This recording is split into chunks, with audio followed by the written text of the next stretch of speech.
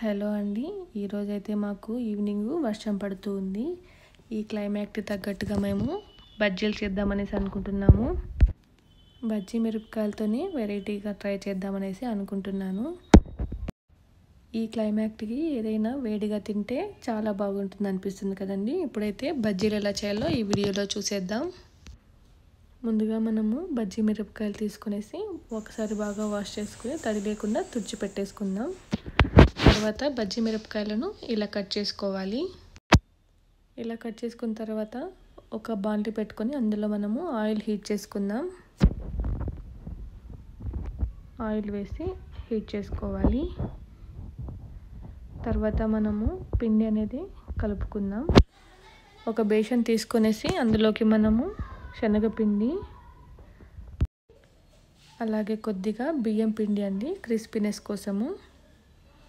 బియ్యం పిండి యాడ్ చేశాక కొద్దిగా కారం, ఉప్పు, అలాగే కొద్దిగా వంట సోడా యూస్ చేస్తున్నాను, అలాగే కొద్దిగా వాము. ఇవన్నీ వేశాక ఒకసారి బాగా మిక్స్ చేసుకోవాలి. ఇలాగా బాగా మిక్స్ చేసుకున్నాక మనం కొద్దిగా వాటర్ అనేది యాడ్ చేస్తూ బ్యాటర్ని కలుపుకుందాం. లమ్స్ లేకుండా బాగా మిక్స్ చేసుకోవాలి.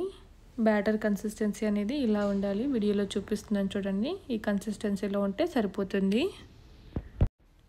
ఇప్పుడైతే ఆయిల్ అనేది హీట్ అయిందా లేదా అనేసి చెక్ చేసుకుందాం. ఆయిల్ అయితే హీట్ అయింది. ఇప్పుడైతే మిరపకాయ బజ్జీలను ఇలాగా పొడవుగా కట్ చేసుకున్నాను. ఇప్పుడు వీటిని మనము పిండిలో ముంచుకొని ఇందులో వేసుకుందాం. ఇలాగా వేసుకున్న తర్వాత మనము వీటిని రెండు వైపులా బాగా కాల్చుకోవాలి. ఇవి గోల్డెన్ బ్రౌన్ కలర్ వచ్చేంత వరకు మనము ఆయిల్లో ఫ్రై చేసుకుందాం. వీటిని అయితే మనము ఇలాగ రెండు వైపులా వేయించుకున్నాక వీటిని పక్కన తీసేసుకుందాం.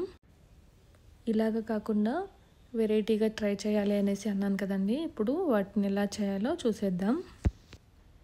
సేమ్ ఇదే బ్యాటర్లోనే బజ్జీ మిరపకాయలను వెరైటీగా కట్ చేసుకున్నాం కదండి.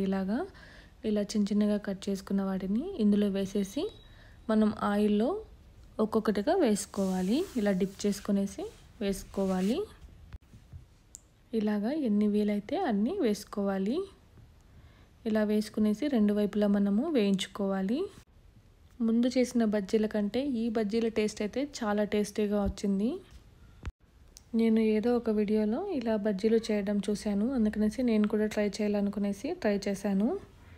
ట్రై చేశాక టేస్ట్ అయితే చాలా బాగా వచ్చింది. చూడండి, ఇలాగ ఫ్రై చేసేసుకునేసి రంగు మారుతూ ఉంది చూడండి. ఇప్పుడు వీటిని పక్కన తీసేసుకుందాం. ఇలాగే అన్నింటినీ కూడా వేసేసుకొనేసి ప్లేట్లో తీసేసుకోవడమే. ఈ క్లైమేట్కి వేడిగా మనకు బజ్జీలు అయితే రెడీ అయిపోయాయి. ఇంకెందుకండి ఆలస్యం, మీరు కూడా ట్రై చేయండి. ట్రై చేసి ఎలా వచ్చిందో కామెంట్ చేయండి. మీకు కానీ వీడియో నచ్చినట్టయితే లైక్ చేయండి.